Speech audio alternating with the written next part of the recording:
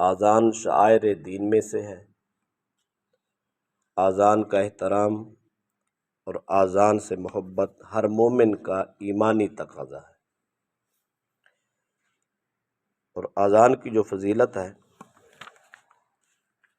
صحیح مسلم شریف کتاب الصلاۃ باب فضل الاذان میں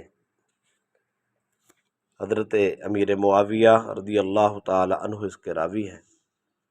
حضور نبی اکرم صلی اللہ تعالی علیہ وسلم نے فرمایا المؤذنون اطول الناس اعناقا یوم القیامہ، قیامت کے دن جب مؤذن اٹھیں گے تو ان کی گردنیں سب سے بلند ہوں گی۔ سب سے بلند گردنوں کا مطلب یہ ہے، علماء نے اس کا پہلا معنی یہ کیا ہے کہ مؤذن میدان حشر میں سب سے ممتاز اور منفرد نظر آئیں گے، سب سے وکھرے نظر آئیں گے۔ اور دوسرا مطلب اس کا یہ ہے کہ مؤذنوں کو جو ثواب ہے وہ سب سے زیادہ ملے گا۔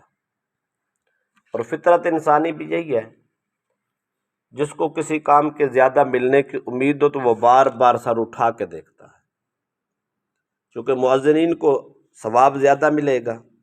اس لیے کہ جب مؤذن اذان پڑھتا ہے، لوگ اس کی آواز سن کر اس کی دعوت پہ مساجد کی طرف لوٹتے ہیں اور وہ نماز پڑھتے ہیں، تو ان کو جتنا نمازیوں کو اپنی نماز کا ثواب ملتا ہے، ان سب کے برابر ایک مؤذن کو بھی ثواب ملتا ہے۔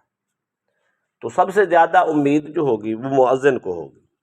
تو میدان حشر میں مؤذن بار بار اس اشتیاق میں، اس شوق میں کہ مجھے ثواب ملنے والا ہے، بہت بڑا ثواب ملنے والا ہے، تو بار بار گردن اٹھا کے دیکھے گا، بار بار گردن اٹھا کے دیکھے گا کہ کہاں سے مجھے آواز آتی ہے، کہاں سے مجھے ثواب ملتا ہے۔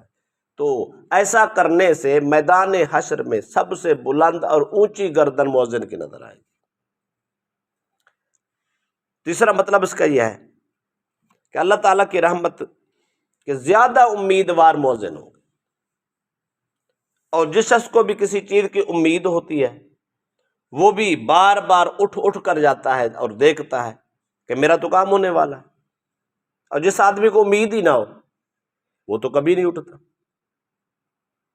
چوتھا معنی علماء نے یہ کیا ہے، میدان حشر میں جب تمام لوگ گرمی سے پسینہ میں شرابور ہوں گے تو مؤذنوں کو کوئی پریشانی نہیں ہوگی۔ قیامت کے دن بھی دنیا مبتلا عذاب ہوگی، مبتلا پریشانی ہوگی، شرمساری اور ندامت کی حالت میں ہوگی، پر مؤذنین کو اللہ پاک قیامت کے دن بھی عزت عطا کرے گا۔ تو کیا خیال ہے، جن کو پریشانی ہو ان کی گردنیں کیا، ان کا تو جسم ہی جھکا ہوتا ہے، اور جن لوگوں کو کوئی پریشانی نہ ہو تو ان کا سر ویسے ہی بلند ہوتا ہے۔ تو قیامت کے دن مؤذنین کو کوئی پریشانی نہیں ہوگی، اللہ ان کو سکون عطا کرے گا اور عزت نصیب کرے گا۔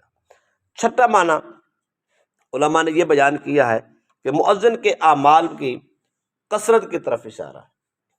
جو قیامت کے دن مؤذنین آئیں گے تو ان کو ایک تو شرمندگی نہیں ہوگی، ندامت نہیں ہوگی، پریشانی بھی نہیں ہوگی۔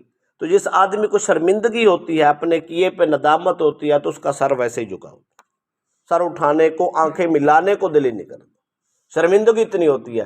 مؤذنین کے ساتھ اللہ پاک یہ احسان کرے گا، قیامت والے دن ان کی شرمندگی ختم کر دے گا، یہ عزت کے سر اٹھا کے چلتے ہوں۔ تو یہ رسول اکرم صلی اللہ علیہ وسلم کی حدیث کے یہ معنی ہے کہ سرکار نے فرمایا المؤذنون اطول الناس اعناقا یوم القیامہ، قیامت کے دن مؤذن گردنیں بلند کیے ہوئے آئیں گے۔ اب رہ گئی مؤذنین کی صفات کیا ہونی چاہیے، خوبیاں کیا ہونی چاہیے، کس کو اذان پڑھنی چاہیے۔ نمبر 1، مؤذن مرد ہونا چاہیے، عورت کو اذان دینے کی اجازت نہیں ہے۔ اگر وہ کہیں دے لیتی ہے تو اذان ہو جائے گی، لیکن افضل، اعلیٰ، بہتر یہ ہے مرد ہی دے، اور الحمدللہ مرد ہی اذانیں دیتے ہیں۔ نمبر 2، عاقل ہو، مجنون نہ ہو، باشعور انسان۔ نمبر 3، نیک آدمی ہو، نیک آدمی کی اذان پڑھنا افضل ہے، اعلیٰ ہے۔ اگر کوئی گناہ گار پڑھ دے تو اذان ہو جاتی ہے، 100% ہو جاتی ہے، لیکن افضل یہ ہے کہ صالح انسان ہو۔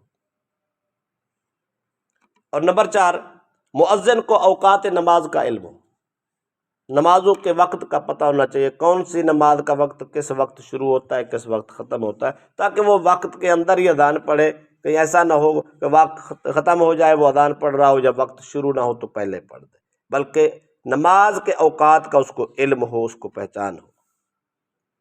نمبر 5، وہ معزز ہو زمانے میں، باعزت انسان، زمانے میں ذلیل نہ ہو، لوگ اس کو اتنی حقارت کی نگاہ سے یا ان کے عیبوں کی وجہ سے برا نہ سمجھتے ہوں، بلکہ باوقار آدمی ہو، صالح انسان ہو، اور اتنی وہ باعزت انسان ہو کہ اگر اس کو مسجد میں کسی مسئلے پر تنبیہ کرنی پڑے، یعنی مسئلہ سمجھانا پڑے، یا کسی آدمی کی حرکت پہ اس کو سختی کرنی پڑے تو قوم اس کی سختی قبول کرے۔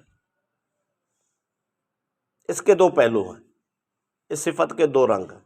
ایک تو یہ ہے کہ وہ خود اپنے کردار اور اپنے انداز زندگی سے معزز ہو، ایک یہ ہے کہ مؤذن کی قوم عزت کرے تاکہ وہ معزز ہو جائے، اس کی اذان میں فضیلت ہو اور اس کے معاملات میں بھی افضلیت پیدا ہو جائے۔ نمبر 6، وہ انسان پابندی سے اذان کہتا ہو، ٹیمپریری کام نہ ہو بلکہ پابندی سے، اور اس کو اوقات کا پتہ ہو اور وہ پابندی کرنے کی کوشش بھی کرتا ہو۔ نمبر 7، رضا الہی حصول ثواب کی خاطر یہ کام کرتا ہو، محض لالچ کی خاطر نہ کرتا ہو، کوئی امید کی خاطر نہ کرتا ہو، بلکہ اللہ کے رضا کے لیے کرتا ہو۔ اگر یہ 7 اس کے اندر صفات پائی جائے تو وہ آدمی اذان پڑھنے میں افضل ہے۔ اگر یہ 7 میں سے کوئی صفت نہیں پائی جاتی، اذان ہو جاتی ہے، افضل نہیں ہوتی۔ اس لیے یہ بھی منع نہیں ہے کہ جس کے اندر یہ صفات نہ ہو بالکل اذان ہی نہ پڑھے، ایسا نہیں ہے، بلکہ اذان پڑھنے سے یہ صفات پیدا ہو سکتی ہے، اذان پڑھنے سے انسان کی امید بڑھ بھی سکتی ہے، یا ایسا کرنے سے انسان کو اپنی ہستی اور اپنی کیفیت کا پتہ چل جاتا ہے، اللہ پاک پھر اس کے ذریعے اس کو ہدایت بھی نصیب کر دیتا ہے۔ کئی لوگ ہم نے بھی دیکھے ہیں کہ وہ اذانیں پڑھتے پڑھتے راہ راست پہ چل گئے، پابندے صلاۃ ہو گئے، وہ نیکی کے راستے پہ چل پڑے۔ اگر نیکی کے راستے کا انسان شوق رکھتا ہو، ذاتی طور پہ وہ گناہ گار بھی کیوں نہ ہو، تو کوئی حرج نہیں ہے، اس کو نیکی کے راستے پہ آنے کا موقع بھی دینا چاہیے۔